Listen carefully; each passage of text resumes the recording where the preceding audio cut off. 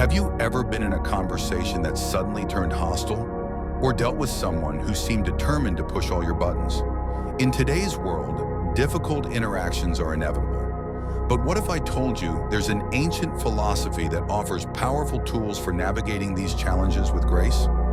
I'm your host, and today we're exploring how to deal with other people the Stoic way, not by manipulating them or avoiding conflict, but by mastering something far more powerful: our own reactions. Section 1. The Stoic Mindset. Before we dive into specific techniques, let's understand the Stoic perspective on human relationships. Imagine you're driving and someone cuts you off. Your immediate reaction might be anger. What a jerk! But a Stoic would pause and consider. That person might be rushing to an emergency, or maybe they're just having a terrible day. Either way, their actions say nothing about me. This brings us to the first Stoic principle: focus on what you can control. According to Epictetus, a former slave turned Stoic philosopher, some things are within our power, while others are not. Within our power are opinion, motivation, desire, aversion, and, in a word, whatever is of our own doing. When dealing with others, you cannot control their actions, their opinions, their emotions, their responses. You can only control your judgments, your responses, your actions, your perspective. This shift in focus is liberating. When someone is difficult, instead of thinking, "Why are they doing this to me?" a Stoic thinks, "How will I choose to respond?" Section 2. Practical techniques. Now let's explore 5 practical Stoic techniques for dealing with others. Practice the reserve clause. Whenever you interact with others, add a mental footnote. I will do this, fate permitting. For example, instead of saying, "This meeting will go perfectly," think, "I'll prepare thoroughly and communicate clearly, but the outcome isn't entirely up to me." Use the premeditation of adversity. Marcus Aurelius advised, "When you wake up in the morning, tell yourself, the people I deal with today will be meddling, ungrateful, arrogant, dishonest, jealous, and surly." Host. This isn't about becoming cynical.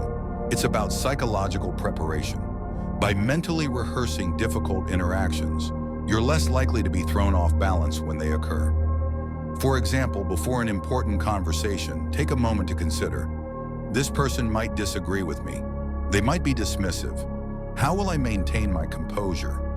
Apply the dichotomy of control to expectations. Instead of expecting others to behave how you want, focus on bringing your best self to each interaction. This means listening fully, speaking honestly, and maintaining your principles, regardless of how the other person behaves. Practice seeing from their perspective. Seneca wrote, "Whenever you are angry, be assured that it is not only a present evil, but that you have increased a habit." Before judging someone's actions harshly, a Stoic asks, what beliefs would make this behavior make sense to them? This doesn't mean you have to agree, but understanding diffuses reactivity. Remember that difficult people are your teachers. As Epictetus said, everything has 2 handles, one by which it may be borne, the other by which it cannot. That difficult colleague, they're giving you an opportunity to practice patience. That argumentative friend, a chance to refine your reasoning skills. Section 3.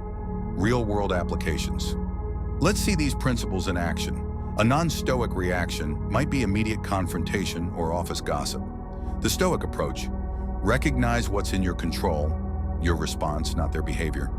Address the situation directly but without emotional reactivity.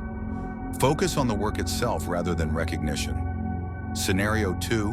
Family disagreement. The Stoic doesn't try to win the argument, but instead listens actively to understand the other's perspective.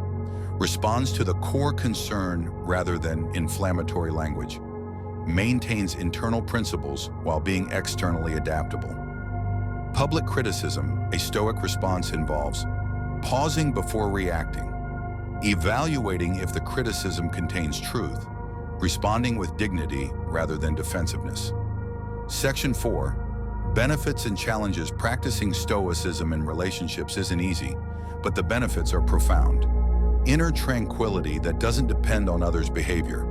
Stronger relationships built on understanding rather than expectation.